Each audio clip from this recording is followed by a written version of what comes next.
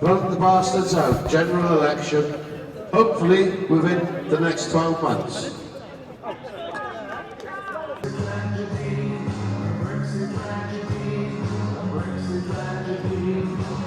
The NHS. No one home. Now we're for.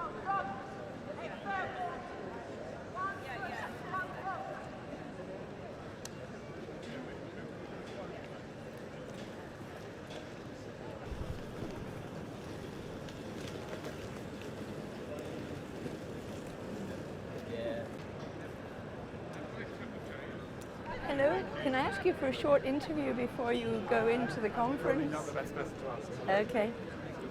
Hello, can I ask you for a short interview before you go into the conference? No, I'm right, thanks. Okay. Excuse me, can I ask you for a short interview? Can I ask you for a short interview before you go into the conference? Just quickly to ask you, you know, what it is that's most important to you and what kind of progress you're expecting from the conference and from Keir Starmer. So she's still This is for not the Andrew Marr show. It goes out on a Sunday morning. Andrew Marr show? No, not the Andrew Marr show. To be honest, I prefer not to interrupt, but let's do it. Okay.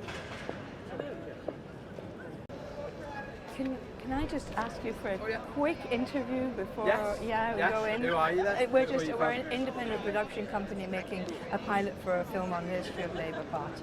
Oh, right. Okay. I'm in a bit of a rush, so I'll You're come 2 out minutes. later. 2 No, minutes. I've got to go, Okay. Hello, can I ask you for a very short interview? I've already got to go to a meeting, I'm sorry.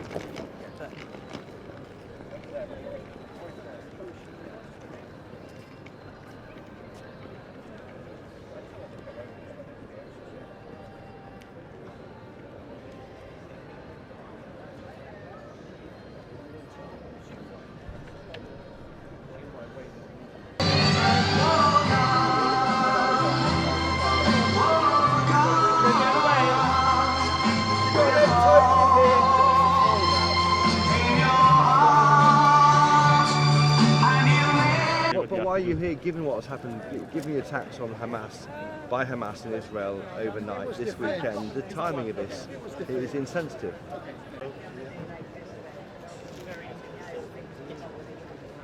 So the gag is, of course, to symbolise what the Labour Party is trying to do against its members and not talk about apartheid, and it still perpetuates. But yeah, that apartheid Labour doesn't want to talk about is actually propped up by the monopoly of violence Israel has over the Palestinian people, and that is talking about some of the weaponry. They've got sophisticated drones, cruise missiles, etc. But make no mistake, a lot of their funding comes from imperialist powers in the West, like Britain, the United States. Britain, of course, formed the Balfour Declaration, and in 1917, and since then the Palestinian people have been on the back foot. Essentially, what people expected to be a losing battle ever since. And what do you think of Keir Starmer in this? Do you hope for anything from him? So Palestine Action doesn't involve itself in electoral politics. So we know that that's not an avenue. At the end of the day, no politician has ever shut down a weapons company, a weapons factory, but Palestine Action has. We know that works. Lobbying to MPs isn't going to work. Appealing to the morality does not work. You have to simply take action, do the necessary work, shut these companies down yourself.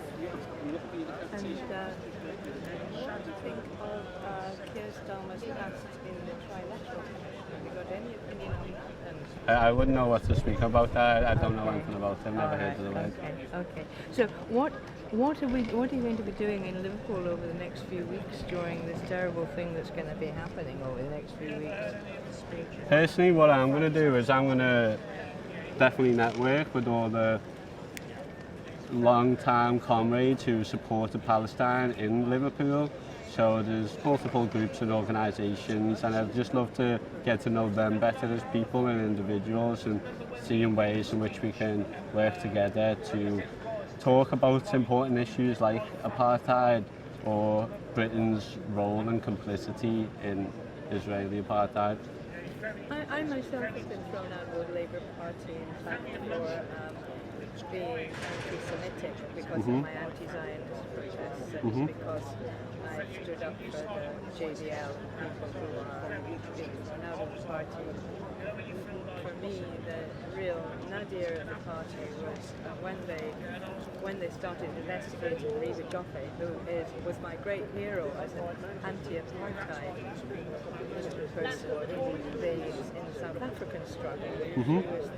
She was a Jewish socialist woman who was a safe house for the ANC when the ANC was illegal in Britain. And the Labour Party investigated her 2 weeks before she died. And that was a low point. I can see that. Wow. But I also listened to people like Andrew Feinstein, who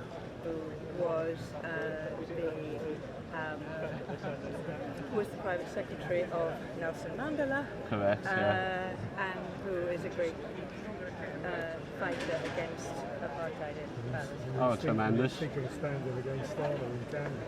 We hope. Really? That would be incredible. We keep trying to tell them to do that. Yeah, Labour might get me interested if they have Andrew on. Well, I mean, they wouldn't know I'm not Labour, we're not Labour, we've been thrown out. I mean, but you know, what do you think of the fact that it seems, you know, mathematically it's 9 times more likely under state Keir Starmer that you're going to be excluded from the party if you're Jewish?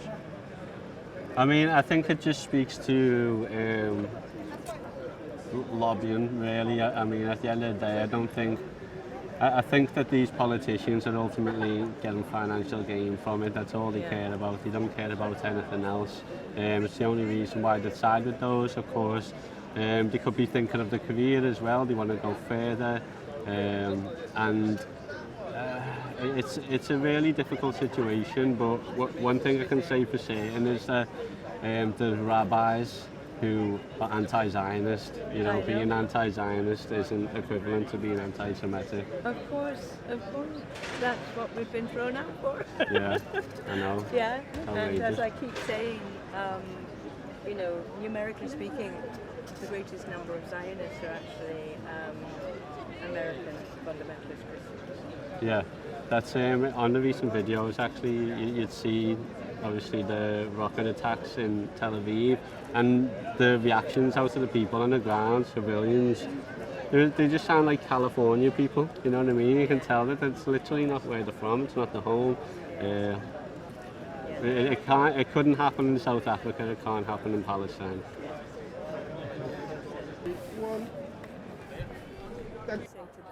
Well, I think to underline the fact that we'll be fiscally responsible is what the people want to hear. Because what they don't want is a government taking over which cares little for economic reality or their well-being, but has an ideological agenda to pursue. That's what has happened under the Conservatives. People want to see a sensible Labour government which is committed to the principles which they hold close to their heart. And that's what I think the Labour Party will do and will stand for, both now in opposition, but more importantly, when we form a next government. And the Qataris issued a statement. Well, the really frustrating thing about the Labour Party is that at the last conference, 83% of members, so the vast majority of the members who were at the conference last year, voted in support of PR. For some reason, the leadership have decided to go against what the membership wanted. Now, don't ask me why, I have no idea why, but they really do need to start thinking about this.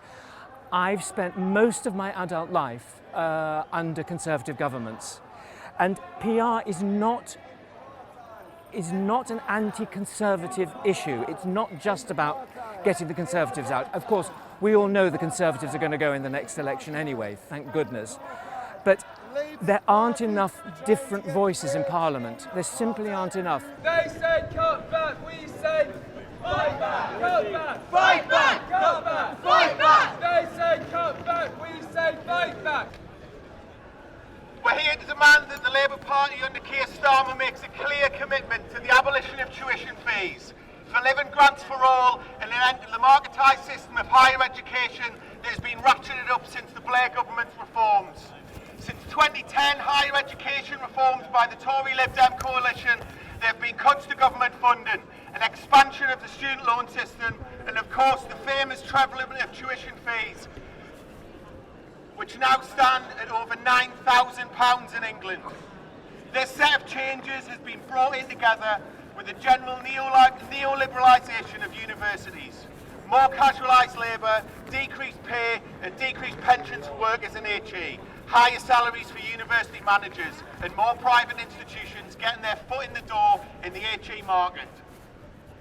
In turn, there are now a lower proportion of working class students going to university too. The current model is broken. We say free education, tax the rich. Join us in the student cost of living campaign. Take up the demands, raise them on your campus, in your unions and in the Labour Party. Together we can build a movement that can fight and will win.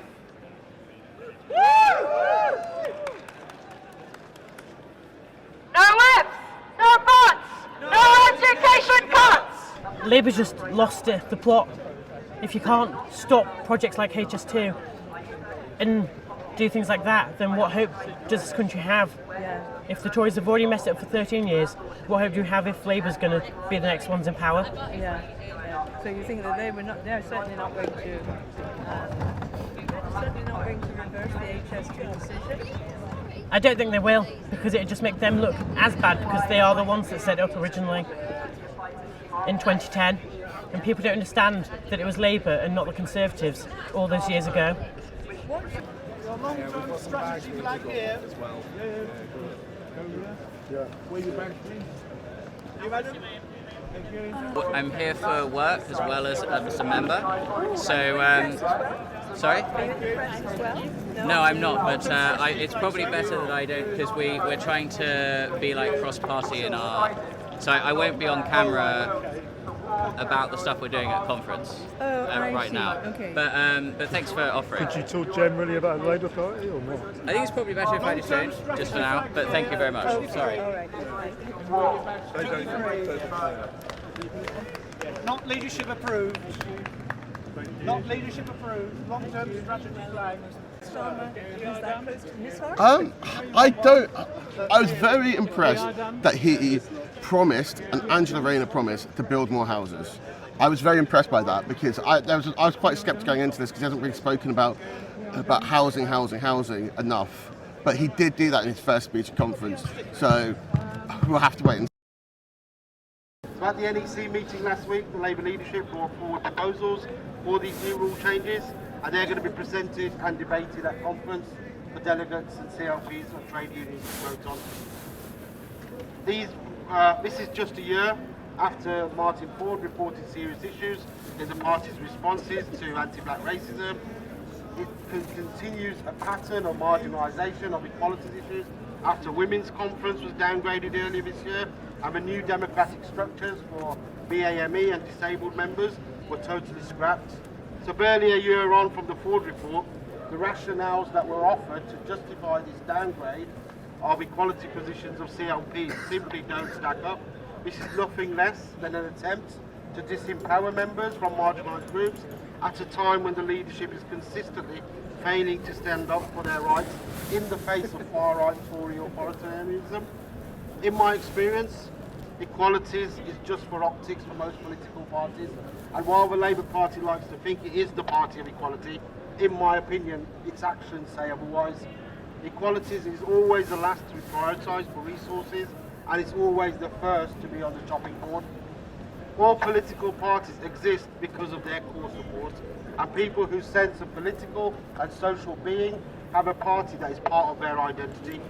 We believe that the Labour Party is the party of social justice, it's a party of equality, it's a party of democracy, it's a party of socialism, and that's why we are members. But as it falls on these fronts, Labour members such as us won't give up on our identity for our party either, because we want a democratic Labour Party, We want equal rights. We are going to fight for it. We'll fight for it in the conference hall. So we reject that rule change. We want you to vote it down and put it in the bin where it belongs.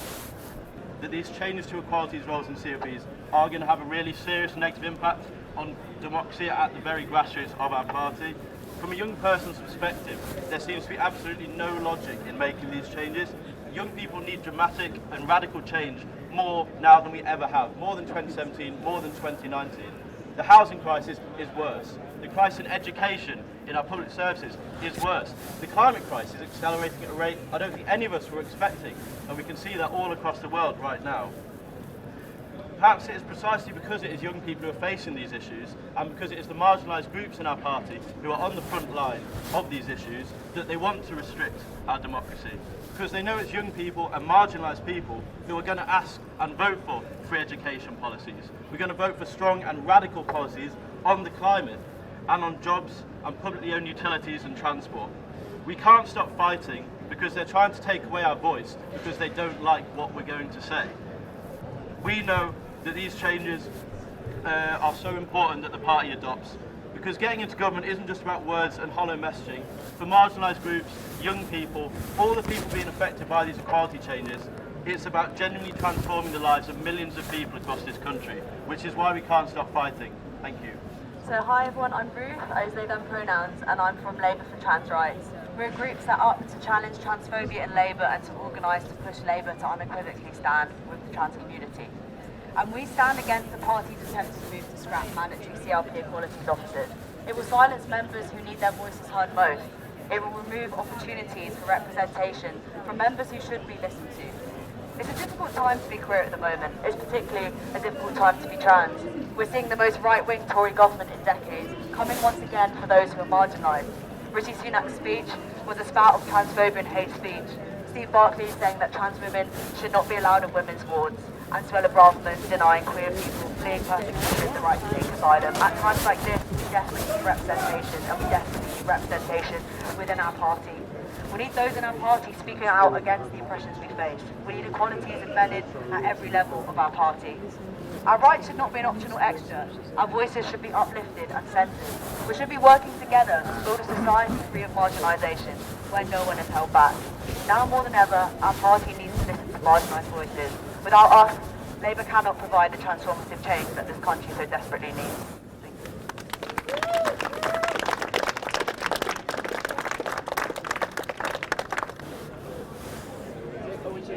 Long-term strategy flag, 3. I'd like to think that some people would listen, but as far as we're concerned, the Labour Party is dead for the working class. You know, just this week, Starmer has proudly said he's writing in the enemy of the working class rag that we won't name. You know, I got up and challenged him on that in the 2021 Labour Party conference and was expelled shortly after. You know, it's putting two fingers up to our city. You know, they know the fight back will start in Liverpool.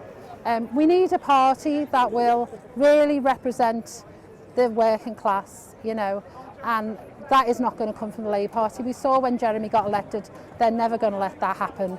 You know, they literally fought dirty, the smear campaign and everything. You know, they've got nothing to offer. They're further right than the Tories, they're racist, you know, horrible, horrible atmosphere of bullying and lies. Starmer's reneged on every single promise that he made, which I never trusted him to keep to anyway. You know, and this just feels like hope. You know, they've got the first conference in November in Nottingham, which I'm going to try and go to. But there's other, you know, events going on this week here. There's a For the Many event in the Casa tomorrow night, which should be really good. That's a grassroots trying to join up all the left, so I'll be going to that as well. We just need some hope, you know, and you need to be able to trust the people involved. And Alex Mays, who unfortunately can't be here today because he's not well, has put so much work into this. And, you know, it's a really hopeful group, isn't it? Is it growing? Yes, yeah. And we're going to announce they've got a constitution which is to be agreed, and they're going to announce, I believe, a new party. Yeah. Basically, we were set up from the Breakthrough Party, left units, from a walker from ex-Labour MP for Colne Valley, support from the Enoch and the Bakers Union, as well as 50,000, near enough 50,000 followers at the moment on Twitter, as well as 5,000 sign-ups already within the first month.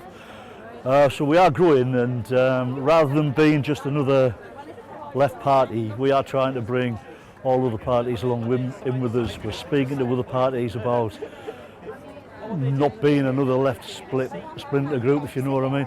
We want all the left, all the socialist left to join together and get rid of these two Tory parties of all colours.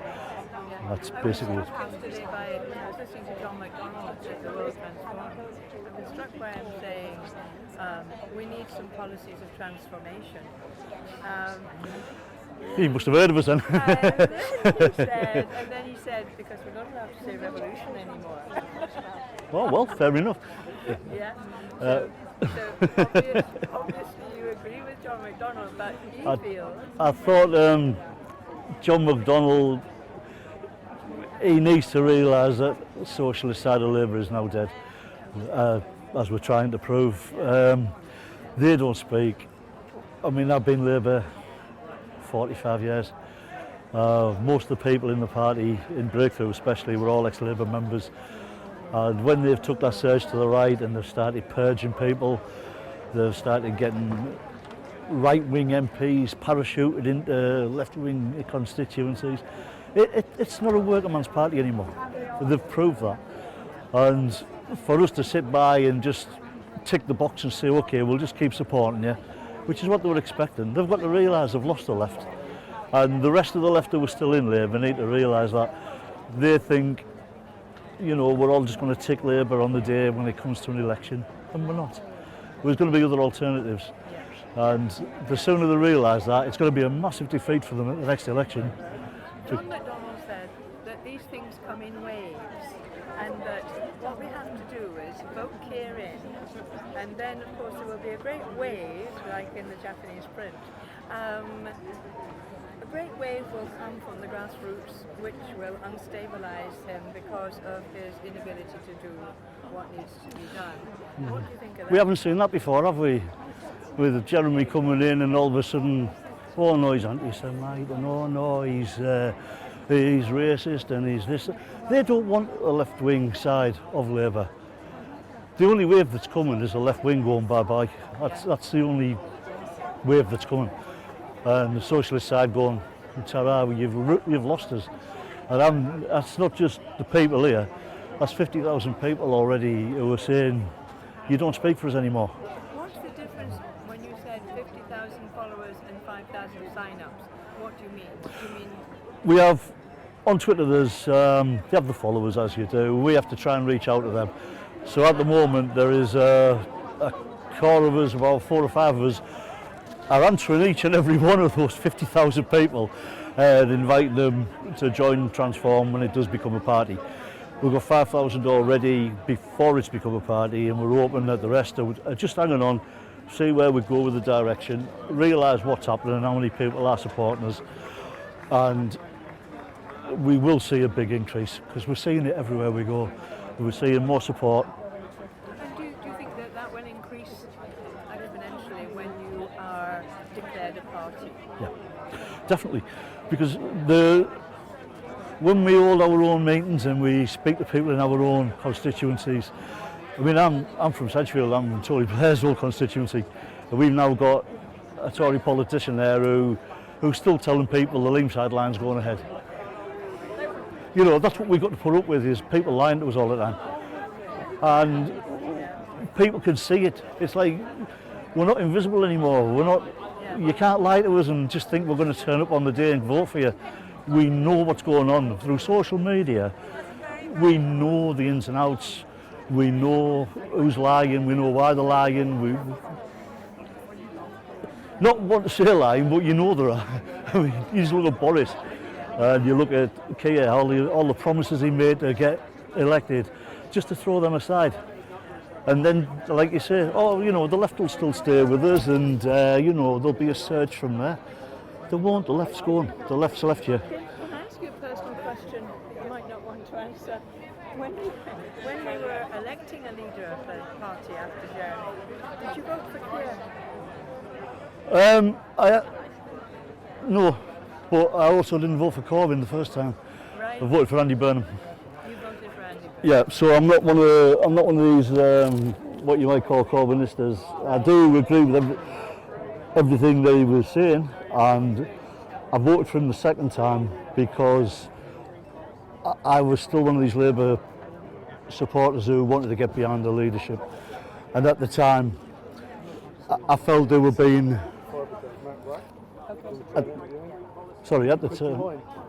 the time I felt he was being cooed. I think the election, when it comes, is likely to lead to a defeat for them and to a Labour government. And the big question that arises then is what sort of Labour government we're going to have, what policies it's going to have, to what degree it comes under pressure from either the people underneath, is to make sure that the voice of working people is heard as much as possible, that there's no backtracking on policies. I think for trade unionists there could be steps forward in terms of trade union rights and workers' rights. We don't think that goes far enough, but we will hold Keir Starmer to account to deliver what is in the National Policy Forum documents. And then, there will undoubtedly be pressure from the other side as well, and I think people need to be alive to what will go on. And there will be big expectations from a Labour government, from people who've suffered. They want an answer to the cost of living crisis, to years of stagnating wages, to public services that are falling apart, and see that Labour actually delivers change that makes real impact on people's lives. So I think it's a very interesting time. Yes, and do you think that so far Keir has shown himself to be listening more closely to what you described as the people coming from underneath, or the people from the other? Well, I think it's not a secret. I've probably got quite significant differences with Keir Starmer. Equally, he was elected. We didn't vote for him, but he was elected. People expect him to deliver on Labour promises. I think what I don't want to see is a Labour Party leadership that just sets out to make itself appear as safe as possible to the people who run the country. I think the more important people are millions and millions of working class voters who want a change, and that's who Keir Starmer should be listening to. Okay, shut up. Right, Harry, hello. I hear that unthinkable's just happened and you've been suspended on your way into a Labour Party conference. What's the story? G'day, Jane. So look, I'm part of the Socialist Health Association that's fighting against NHS privatisation at today's conference. We had a motion about preventing further outsourcing and bringing the NHS back in-house to make sure it's accessible to everyone. But the leadership's prevented that from being debated today. And when I tried to raise a point of order about it, I was kicked out of the conference. But the SHA is affiliated to the Labour Party. That's right. Doesn't that give you the right to make a point? Look, I think really past leaderships, no matter what they're about, have always allowed debate at conference, have always allowed different people to express their different points of view, but this is different and it's not like anything anyone's ever seen before in the Labour Party. Do you think that the top ranks of the administration or whatever the Labour Party have totally broken the banks, kind of thing? Exactly. They've realised that the only way for them to impose things like NHS privatisation against the wishes of the vast majority of Labour members is to shut out party democracy entirely. That's why, for example, they've got rid of direct election for the Conference Arrangements Committee. They're getting rid of direct election for the National Constitutional Committee. They're making sure that power in this party is concentrated in a very small group of people, and ordinary rank and file members don't have the chance to have their say. And who is that small group of people? Who's in it? Keir, obviously. Long-term strategy flags. And Get them who all down. around him do you think is working? What about West Street, for instance? I think there's a very small and unrepresentative clique of people clustered around that office who, to be honest, believe in being tougher on benefits than the Tories. Like, what's her name? Like Rachel Reeves does. Like, who believe in bringing in the private sector into our NHS, like Wes Streeting does. And actually, that doesn't represent most Labour MPs or most Labour members or even most people in this country. It's just a small group of people and the lobbying firms around them who manage to dictate this policy. Thank you very much. And Fantastic. what are you going to do? Sorry, I should have I should have asked you, what are you going to do now? Rachel Reeves was quoted as saying, when 200,000 people left the Labour Party, she said, well, they're good, they're the wrong kind of people. Even though a lot of these are people who've been in the Labour Party for 40 years. Yeah. And they're activists, so the people who do the leafleting and the activism. So what are you going to do now, Harry? Look, I guess the left's been in a minority before, the left's been in a minority again. We just got to keep fighting. Yeah.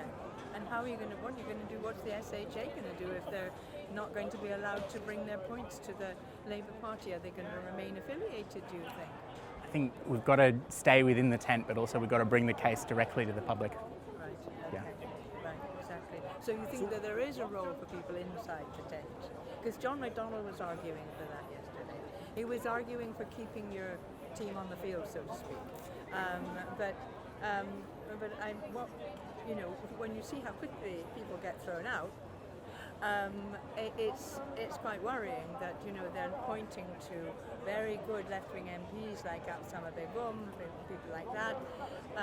But then one thinks immediately, well, will she be in the next election?